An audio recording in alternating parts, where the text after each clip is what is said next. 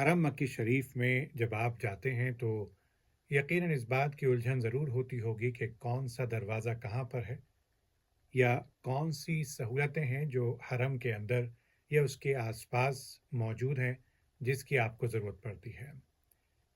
हरम मक्की शरीफ में अब आप आसानी से ये देख सकते हैं कि कौन सी सहूलतें कहाँ पर मौजूद हैं। हरम के अंदर बैठकर आप ये जान सकते हैं कि वज़ू खाने किस जानिब हैं, कौन सी तरफ जाना है, औरतों के लिए वज़ू खाने कहाँ हैं, मर्दों के लिए वज़ू खाने कहाँ हैं।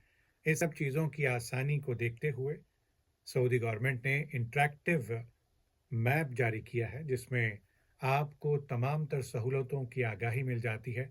एक मैप के ज़रिए आप देख सकते हैं कि हरम में जिस जगह आप बैठे हैं, वहाँ से वज़ू खाने कितनी दूर हैं, औरतों के लिए वज़ू खाने कहाँ पर हैं, मर्दों के लिए कहाँ पर हैं।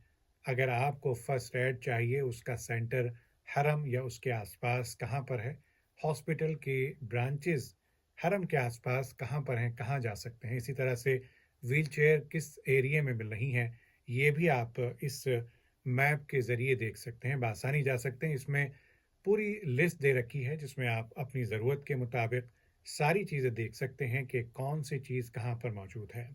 इसी तरह से सऊदी गवर्नमेंट ने मस्जिद नबी शरीफ का भी एक मैप जारी किया है जिसमें आप तमाम तर सहूलतों को बआसानी देख सकते हैं कि कहाँ पर क्या चीज़ मौजूद है। मस्जिद नबी शरीफ के अंदर कितना रश हो रहा है, कौन से एरिया में रश ज़्यादा है, ताकि आप उस एरिया में ना जाकर दूसरे एरिया में जाकर आराम से सुकून के साथ इबादत कर सकते हैं।